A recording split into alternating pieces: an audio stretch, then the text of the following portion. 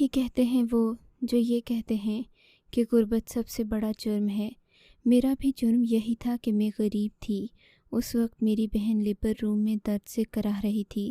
میرے پاس کوئی چارہ نہیں تھا کہ میں اپنی بہن کے آپریشن کے لیے پیسے جمع کروں، کیونکہ میری بہن کا شوہر کچھ کماتا نہیں تھا۔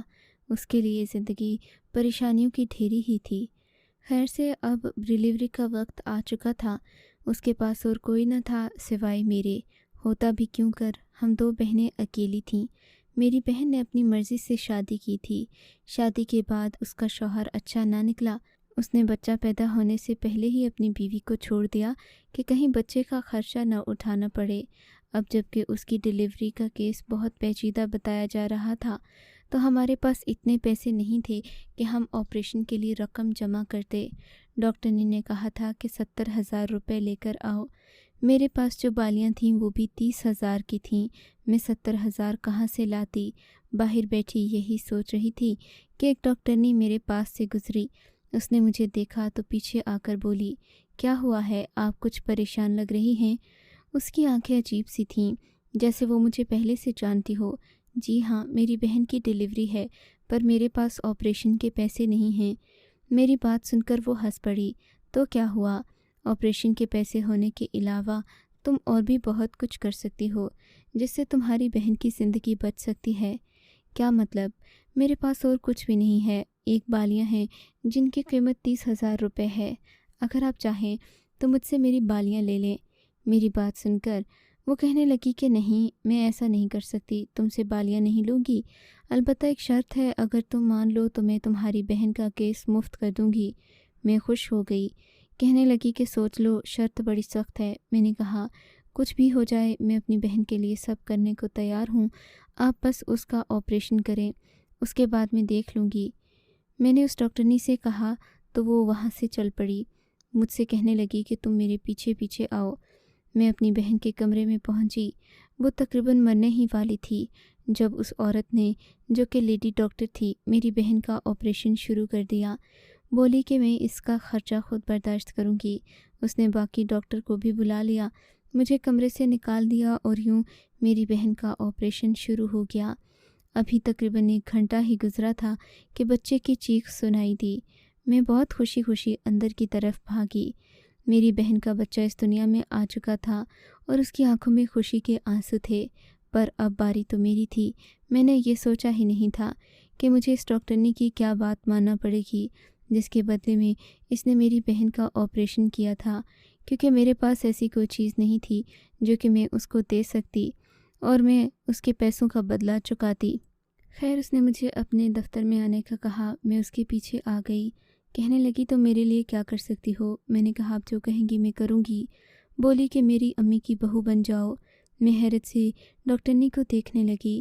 میں تھی تو کنواری، میری ابھی تک شادی نہیں ہوئی تھی۔ اماں جی ہمارے لیے بہت پریشان تھیں، کیونکہ میری بہن کی طلاق ہو چکی تھی، جبکہ میں ایک ہی غیر شادی شدہ زندگی گزار رہی تھی۔ میری عمر بھی 27 سال ہو چکی تھی۔ ڈاکٹرنی کی یہ بات سن کر میں شرم سے لال ہو گئی۔ جی، جیسا آپ کو بہتر لگے، آپ میرے گھر رشتہ لے کر آ جائیں، میری اماں سے مل لیں، وہ آپ کو جواب دے دیں گی۔ مجھے تو کوئی اعتراض نہیں، آپ اتنی خدا ترس خاتون ہیں، آپ کا بھائی بھی آپ جیسا ہی ہوگا۔ بھائی؟ لیڈی ڈاکٹر نے میری طرف دیکھ کر غصے سے کہا، بھائی کا نام نہ لو۔ کیوں جی، مجھ سے غلطی ہو گئی کیا؟ میں اس کی بات پر کنفیوز ہو گئی تھی۔ بس کہا نا، تم میری ماں کی بہو بن جاؤ، تمہاری بہن کی آپریشن کے پیسے معاف ہیں۔ وہ یہ کہہ کر مجھے سمجھانے لگی کہ اس کے گھر میں بہت ساری سہولتیں ہیں، بس اسے اس کی ماں کی خدمت کرنے کے لیے ایک لڑکی چاہیے۔ میں نے اس کو کہا کہ وہ اماں سے آ کر میرا رشتہ مانگ لے، پر وہ بولی کہ اماں سے رشتہ نہیں مانگنا، میں ویسے ہی اس کی بھابھی بن جاؤں، کیونکہ اس کا بھائی اس دنیا سے جا چکا ہے۔ اس کی ماں اندھی ہے، اسے یہ بات معلوم نہیں کہ میرا بیٹا دنیا سے جا چکا ہے۔ وہ ویسے بھی پردیس میں رہتا تھا۔ اس کے مرنے کی خبر اماں کو نہیں پہنچی، پر بھابھی چیخ چیخ کر سب کو بتا رہی تھی کہ اس کا شوہر مر گیا ہے۔ اس لیے وہ اماں کو لے کر گاؤں سے شہر آ گئی، تاکہ ماں کو اپنے بیٹے کی وفات کا پتہ بھی نہ چلے اور دکھ بھی نہ ہو۔ اور ڈاکٹرنی نے یہ بھی کہا کہ وہ اپنی ماں سے کہے گی کہ تمہارا بیٹا فون نہیں اٹھاتا، اس نے وہاں کسی عورت سے شادی کر لی ہے، تو کم از کم یہ دکھ بیٹے کی موت سے کم ہی ہوگا۔ میں اس کی بات سمجھ گئی تھی، یعنی اس کے گھر میں ایک بوڑھی اور اندھی ماں تھی جس کی خدمت کرنا تھی، بدلے میں وہ میری بہن کے آپریشن کے پیسے معاف کر دیتی۔ یہ عام سی بات تھی، اور ویسے بھی ڈاکٹرنی نے مجھے کہا تھا کہ تمہیں صرف بہو بننے کا ناٹک کرنا ہوگا۔ گھر میں میرا بھائی تو ہے نہیں، وہ اس دنیا سے جا چکا ہے، تمہیں صرف اماں کے سامنے ایک بہو بن کر رہنا ہے۔ اماں سے زیادہ بات نہیں کرنی، کیونکہ وہ بھابھی کی آواز کو پہچانتی ہیں۔ اگر تم طریقے سے رہو گی تو میری ماں تمہاری آواز بھی پہچان نہیں پائے گی۔ یوں میرے لیے آسانی ہو جائے گی، ورنہ تم زیادہ بات چیت کرو گی تو ماں کو پتہ لگ جائے گا کہ یہ لڑکی کوئی اور ہے۔ میں جیسا کہوں تم نے ویسا ہی کرنا ہے، ورنہ میری ماں دکھ سے دو چار ہو جائے گی۔ ڈاکٹرنی کی بات سن کر میں نے اپنی بہن سے مشورہ کیا۔ میری بہن نے اس بات سے صاف انکار کر دیا، بولی کہ ان کو پیسے چاہیے تو ہم پیسے کہیں سے جوڑ کر دے دیں گے، پر تو اس طرح کسی کے گھر میں خدمت کرنے نہیں جائے گی، وہ بھی ان لوگوں کا کیا بھروسہ جو ہم غریبوں کی مجبوری کا فائدہ اٹھاتے ہیں۔ وہ کچھ بھی کر سکتے ہیں، کیا پتہ وہاں تمہاری عزت محفوظ ہو یا نہ ہو۔ میری بہن شادی شدہ تھی، وہ ان معاملات کو زیادہ سمجھتی تھی، اسی لیے تو میں پریشان ہو گئی، کہیں ایسا نہ ہو کہ میرے لیے مصیبت کھڑی ہو جائے۔ پھر میں نے سوچا کہ میں اپنی بہن کے ساتھ گھر چلی جاؤں گی۔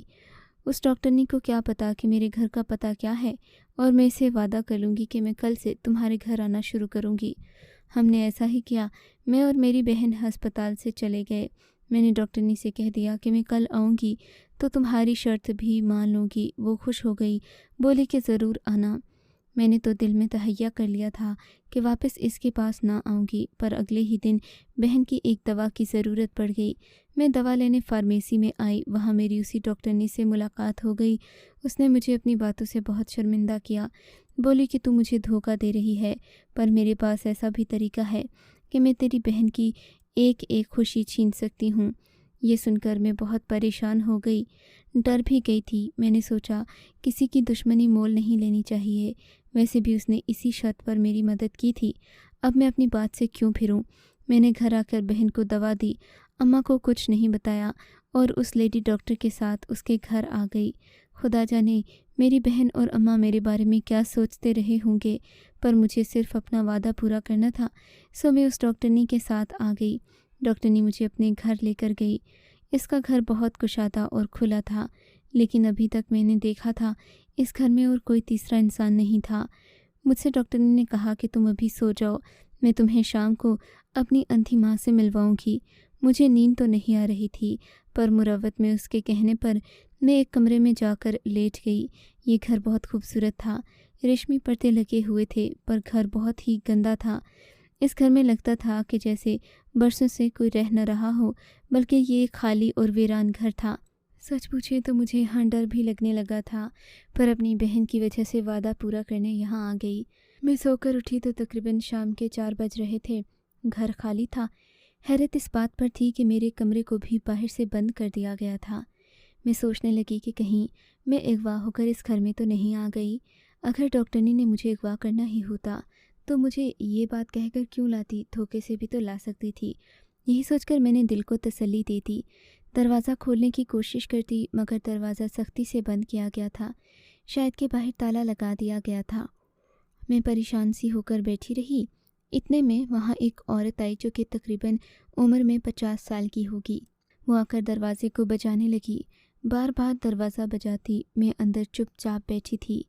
وہ کہتی کہ دروازے کو تالا کیوں لگا ہے، جلدی سے دروازہ کھولو ورنہ میں یہ توڑ دوں گی۔ میں خاموش بیٹھی رہی، دل گھبرا رہا تھا، سمجھ نہیں آتا تھا کہ میں کیا بولوں۔ اسی طرح چپ بیٹھی رہی، وہ عورت خود ہی دروازہ چھوڑ کر چلی گئی۔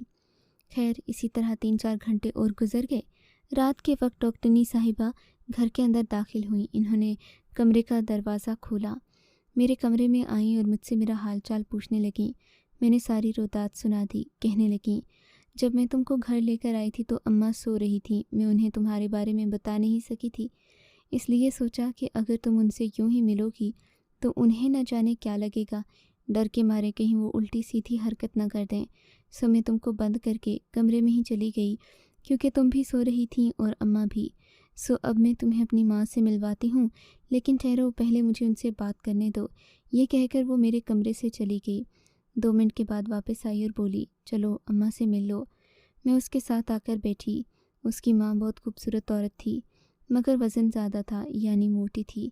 वो अंधी भी थी और उसको कुछ नज़र न आता था। मुझसे कहने लगी कि बेटी, मैं इस उम्र में घर के कामकाज नहीं कर सकती। तुम बात बात पर नाराज़ होकर घर चली जाओगी तो क्या होगा? वैसे भी मेरा बेटा भी यहाँ नहीं, मैं बहुत अकेली हूँ। अब के बाद से अगर तुमको मेरी कोई बात बुरी लगी तो कहना। अब मैं तुम्हें बिल्कुल कुछ नहीं कहूँगी, पर खुदा के लिए घर छोड़कर मत जाओ, मेरा दिल घबराता है। इस बात से मुझे दोबारा याद आया कि ये औरत मुझे लाई यहाँ क्यों है। खैर, मैंने इनको यकीन दिलाया कि ऐसा कुछ नहीं होगा। अब मैं दिन रात उनकी खिदमत करूँगी, पहले की तरह नहीं होगा, उनको शिकायत का कोई मौका नहीं दूँगी। मेरी बात पर वो औरत खुश हो गई और बोली, जीती रहो बेटी, मुझे तुमसे यही उम्मीद थी, पहले भी मेरी ही गलती थी, तुमने कुछ नहीं किया, मैं तुम्हारा साथ नहीं दे सकी। अब मैं उस औरत के साथ रहने लगी, यहाँ तक कि मुझे 1 हफ़्ता हो गया। इस दौरान मैं उसकी खूब खिदमत करती। पर एक दिन एक अजीब वाक़या हुआ। मुझे किसी चीज़ की ज़रूरत थी जो मैं उस औरत से मांग नहीं सकती थी। मैं उसके कमरे में गई। वैसे भी वो अंधी थी, उसे नज़र तो आता नहीं था। सो मैंने उसकी कपड़ों वाली अलमारी खोल ली। वो औरत बिस्तर पर बैठी हुई थी, शायद कुछ खा रही थी। तभी मैं अलमारी खोलकर चुपके से कुछ सामान निकालने लगी जो कि मुझे ज़रूरत था। उस औरत की नज़रें फ़ौरन मुझ पर गड़ गईं। मैं हैरान थी कि ये अंधी है तो मुझे यूं घूर क्यों रही है। बेटी, तुम क्या कर रही हो? बूढ़ी औरत ने गुस्से से कहा। कुछ नहीं माँ जी, आपकी अलमारी साफ़ कर रही हूँ। नहीं, उसको हाथ ना लगाना, मैं उसकी सफाई खुद करती हूँ। मगर आप तो देख नहीं सकती ना? मैंने हैरान होकर पूछा। ये तुम्हारा मसला नहीं है, जितना कहा है बस उतना ही करो। ये कहकर उस बूढ़ी औरत ने अपना खाना एक तरफ रख दिया और मेरी तरफ ही देखने लगी। इस बात से मुझे अंदाज़ा हुआ कि ये औरत इतनी भी मज़लूम नहीं जितना कि बनती है। मैं इसे क्या समझती थी और ये क्या निकली। ज़रूर इसमें कोई ना कोई ऐसी चीज़ है जो ये मुझसे छुपा रही है। अब मैं उसके सब्र का पैमाना तोड़ चुकी थी। मैंने और भी कई हरकतें की जिसकी वजह से मुझे अंदाज़ा हो चला था कि ये औरत अंधी है नहीं जितना ये नाटक करती है। अब मैंने इस घर से जाने की सोच ली थी, क्योंकि मैं तकरीबन 1 महीना इस औरत की खिदमत कर चुकी थी। दिन भर का खाना पकाना, सफाई करना, बर्तन धोना, कपड़े धोना, सब मेरे ज़िम्मे था। मैं इस बात पर भी परेशान थी कि मेरे घर वाले मेरे बारे में क्या सोच रहे होंगे। तब उस शाम जब डॉक्टरनी साहिबा आई तो मैंने उनको बोल दिया कि अब मैं अपने घर जाना चाहती हूँ, मज़ीद यहाँ नहीं रह सकती। मैं गैर शादीशुदा हूँ, मेरे लिए यहाँ से जाना ज़रूरी है, वरना तो मेरी शादी कभी नहीं हो पाएगी। ये बात सुनकर लेडी डॉक्टर परेशान हो गई। बोली कि तुम फिक्र नहीं करो, मैं किसी और का बंदोबस्त करती हूँ, उसके बाद तुम चली जाना। मैंने कहा, अब मैं मज़ीद 1 दिन भी यहाँ नहीं रह सकती। मुझे अपनी माँ की याद आ रही है। जैसे आपको अपनी माँ की फ़िक्र है, बिल्कुल ऐसे ही मुझे भी अपनी माँ की फ़िक्र है। अब मैंने आपका बहुत ताउन किया है, हालांकि आपने मुझे 1 हफ़्ते का कहा था, पर मैं काफ़ी दिन से यहाँ रह रही हूँ। मेरे लिए घर जाना अब लाजिम है और मैं कल ही जाऊँगी। ये बात सुनकर वो कहने लगी, तुम कल ही चली जाना, पर पहले एक बार मुझे भी तो अपनी खिदमत का मौका दो ना। ये कहकर वो बाज़ार चली गई। बोले कि आज तुम्हारे लिए बहुत ही शानदार खाने का बंदोबस्त करूँगी। तुम बहुत अच्छी लड़की हो, तुमने इतने दिन मेरी माँ की खिदमत की है। कोई और लड़की होती तो वो भाग भी जाती, पर तुम मुझसे इजाज़त लेकर जा रही हो। तुम जैसी ख़ानदानी लड़की मैंने आज तक नहीं देखी। ये कहकर उसने मुझे खुश कर दिया। रात को खाना पकाया गया जिसमें बहुत ही मुरगन गुज़ाएँ थीं। हम दोनों ने जी भरकर खाना खाया, जबकि लेडी डॉक्टर की माँ भी बहुत खुश थी। बोली कि तूने मेरी बहुत खिदमत की है। मैं देख रही थी कि डॉक्टरनी अपनी माँ को ये बता रही थी कि भाभी मैके जा रही है। बूढ़ी औरत कुछ खास खुश तो ना थी, पर फिर भी वो ऐसा जाहिर कर रही थी जैसे उसको इस बात का इल्म नहीं है। खैर, रात को अच्छा खासा खाना खाने के बाद मुझे सख्त नींद आ गई। मैं सोने के लिए अपने कमरे में चली गई। रात भर मुझे नींद नहीं आई। एक अजीब सा खौफ था जो मेरे जहन पर सवार था। लगता था जैसे अभी कोई मुझ पर हमला कर देगा या कोई अनजानी मखलूक मेरे कमरे में आ जाएगी। मैं बहुत परेशान थी, यहाँ तक कि फिर सुबह का वक्त हो गया और मैं इसी तरह अपने बिस्तर से उठी, पर उठते ही मुझे सख्त किस्म की उल्टी आने लगी। मैं गुस्ल खाने की तरफ भागी। मुझे बहुत अजीब सा महसूस हो रहा था। अगर तबीयत ज़्यादा ख़राब ना होती तो मैं डॉक्टरनी के कमरे में न जाती, पर फिर मेरे लिए बर्दाश्त करना मुश्किल हो गया। میں فوراً اس کے کمرے کی طرف دوڑی۔ دیکھا تو وہ ابھی ابھی جاگی تھی۔ میری حالت دیکھ کر یکدم اٹھ کھڑی ہوئی، بولی کہ کیا ہوا ہے؟ میں نے کہا میرے پیٹ میں سخت درد ہے، بتا نہیں سکتی کہ کتنی بری حالت ہے۔ فکر نہیں کرو، میں تمہیں دوا دیتی ہوں۔ اس نے مجھے ایک دوا نکال کر دی اور کہا کہ یہ کھا کر سونے کی کوشش کرو۔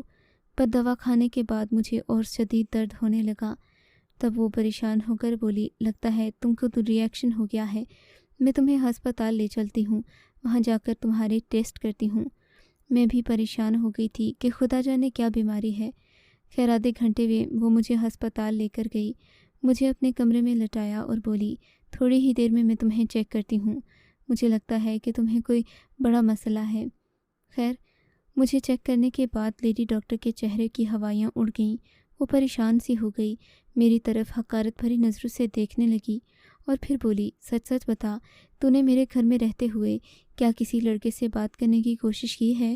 نہیں، کیسی باتیں کر رہی ہو ڈاکٹرنی، میں تو صبح شام تمہاری ماں کی خدمت میں مگن رہتی تھی، میں نے بھلا کیا کرنا ہے؟ میری بات سن کر وہ مزید غور سے کاغذ پڑھنے لگی۔ کیا ہوا ہے؟ کیا کوئی خطرے کی بات ہے؟ میں نے دھڑکتے دل کے ساتھ پوچھا۔ خطرے کی بات تو ہے میری جان، اس نے مکاری سے میری طرف دیکھتے ہوئے کہا، جیسے وہ فتح کر چکی ہو مجھے۔ کیا بات ہے؟ میں نے ڈرتے ڈرتے پوچھا تو جو بات اس نے کہی میرے تو پاؤں تلے سے زمین سرک گئی۔ تم ماں بننے والی ہو، تم امید سے ہو اور تم نے مجھے بتایا بھی نہیں۔ میں اس کی بات سن کر رونے لگی۔ ایسا مت کہو ڈاکٹرنی، میں نے تو ایسا کوئی گناہ بھی نہیں کیا، میں کنواری ہوں، غیر شادی شدہ ہوں، تم مجھ پر ایسا الزام تو مت لگاؤ۔ الزام نہیں لگا رہی، وہ غصے سے بولی، تمہارے ہی کرموں کا پھل تمہیں مل رہا ہے، ضرور تم نے کوئی ناجائز تعلق قائم کیا ہوگا، ورنہ یہ بچہ آسمان سے تو نہیں آیا نا۔ تم اس بات کو مان لو کہ تم ایک بد کردار لڑکی ہو، اور جانتی ہو نا ایسی لڑکیوں کی سزا کیا ہوتی ہے۔ وہ مجھے یہ باتیں کر کے اور ڈرانے لگی، جبکہ میرے تو جیسے رونے سے میں بہت عجیب سی ہو گئی تھی۔ میں نے کہا کہ میں یہ نہیں مان سکتی، میں نے آج تک کسی کو نظر اٹھا کر نہیں دیکھا، پھر تم ایسا کیوں کہہ رہی ہو؟ بولی کہ میں یہ ثابت کر سکتی ہوں، اور اگر کسی کو پتہ چل گیا کہ تم بغیر شوہر کے امید سے ہو تو کوئی تمہارا کیس بھی نہیں لے گا۔ تمہاری بہن کا بھی مجھے یہی مسئلہ لگتا تھا۔ اس کی بات سن کر میں اور رونے لگی۔ اب تو یہ ڈاکٹرنی میری بہن کو بھی بد کردار کہہ رہی تھی اور مجھے بھی۔ دل چاہتا تھا کہ اس کے منہ پر ایک زوردار تھپڑ مار دوں، پر میں ایسا کر نہیں سکتی تھی۔ میری خاموشی سے وہ ہنسنے لگی اور بولی، بس اتنی سی ہمت تھی تمہیں؟ ارے تمہیں کسی نے بتایا نہیں کہ عورت بے بس ہوتی ہے، وہ کچھ نہیں کر سکتی۔ ابھی مجھ سے وہ یہ باتیں کر ہی رہی تھی کہ باہر شور سا مچا۔ اس نے مجھے جلدی سے دوبارہ لیٹنے کا کہا اور اٹھ کر کھڑی ہو گئی، یہاں تک کہ شور لیڈی ڈاکٹر کے کمرے تک آ گیا۔ ہسپتال کا MS راؤنڈ پر ہے، تم اس سے کچھ کہنا مت، اپنا منہ بند رکھنا۔ لیڈی ڈاکٹر یہ کہہ کر کھڑی ہو گئی۔ میں بھی اپنا منہ بند کیے، بلکہ آنکھیں بھی بند کیے لیٹ گئی، یہاں تک کہ MS یعنی کہ ہسپتال کا بڑا سربراہ کمرے کے اندر داخل ہوا۔ دروازہ کھولتے ہی اس کی نظر ڈاکٹرنی پر پڑی تو بولا، کیا ہوا مس سائمہ، آپ اتنی گھبرائی ہوئی کیوں ہیں؟ نہیں سر، کچھ نہیں، وہ بس آپ کے آنے کی وجہ سے۔ ہسپتال کا بڑا سربراہ جو کہ بڑے ہی تحمل سے اس کی بات سن رہا تھا، ادھر ادھر نظر دوڑانے لگا۔ اس کی نظر مجھ پر پڑی تو بولا، یہ لڑکی یہاں کیوں ہے؟ آپ کے کلینک میں تو صرف ناک اور کان کے مریض آتے ہیں، آپ نے اسے یہاں کیوں رکھا ہے؟ آپ کو پتہ نہیں آپ سے کتنی بڑی غلطی پچھلی بار بھی ہو چکی ہے، پھر آپ عورتوں کے کیس کیوں دیکھ رہی ہیں؟ بیٹی تمہیں کیا مسئلہ ہے؟ وہ آدمی میرے قریب آ کر بولا، جی میں امید سے ہوں۔ میری ڈری ڈری صورت دیکھ کر اسے کچھ شک ہوا۔ اس نے ایک اور لڑکی کو بلایا اور میرا چیک اپ کروایا۔ پتہ چلا کہ میں امید سے نہ تھی، مجھے صرف پیٹ میں گیس تھی۔ یہ بات سنتے ہی MS غصے سے پاگل ہو گیا، لیڈی ڈاکٹر پر چلانے لگا، بتاؤ تم اتنی لاپرواہ کیوں ہو سائمہ؟ تم نے پہلے بھی ایک لڑکی کی جان لی ہے، اب کیا تم میرے ہسپتال کو بدنام کرو گی؟ یہ کہتے ہوئے وہ اسے شاید نوکری سے فارغ ہی کرنے لگا تھا کہ ڈاکٹرنی نے اپنی پوری حقیقت بتا دی۔ بولی کہ میں نے اس لڑکی کو دھوکے سے اپنے گھر میں نوکرانی بنا کر رکھا تھا، میرے گھر میں کوئی کام کرنے والا نہیں، اماں مجھ سے بہت لڑتی ہے، اسے میں نے یہ کہا تھا کہ تم اندھے ہونے کا ناٹک کرو، میں تمہیں ایک خدمت کار لڑکی لا کر دوں گی، بس تم نے اس کے ساتھ بولنا نہیں ہے۔ میں نے صرف اس لڑکی کو دھوکہ دینے کے لیے یہ سارا ڈرامہ رچایا تھا، کیونکہ مجھے ایک کام والی چاہیے تھی، وہ بھی بنا پیسوں کے۔ مجھے معاف کر دیں سر، میں نے ایسا کوئی غلط طریقہ علاج اس پر نہیں لگایا جس سے اس کی صحت کو نقصان ہو۔ میں مانتی ہوں کہ میں نے دھوکے بازی کی، پر میں نے اس کو کوئی غلط دوا نہیں دی۔ لیڈی ڈاکٹر کی یہ بات سن کر ایم ایس کو اور غصہ آیا، پر اس نے میری طرف دیکھا تو کچھ سوچ کر بولا، اگر تم اس لڑکی کو یہی بات بیان حلفی پر لکھوا کر دے تو میں مان جاؤں گا، لیکن اس کے بعد تم میرے ہسپتال میں نوکری نہیں کر سکتی۔ میں تم پر اتنا ضرور احسان کروں گا کہ تمہارا لائسنس کینسل نہیں کروں گا، پر ایسے دھوکے باز اور بے ایمان لوگوں کی میری جگہ پر کوئی اہمیت نہیں ہے۔ یہ کہہ کر وہ چلا گیا۔ لیڈی ڈاکٹر رونے لگی، مجھے کوسنے لگی کہ تو نے زبان کیوں کھولی، جبکہ میں نے کہا جو ہوتا ہے بھلے کے لیے ہی ہوتا ہے۔ ایسے بے ایمان لوگوں کو اس معاشرے میں مسیحا کا درجہ ملنا بھی نہیں چاہیے۔ یہ کہہ کر میں گھر آ گئی۔ اس کے بعد کی کہانی بھی بہت لمبی ہے، پھر کسی دن سناؤں گی۔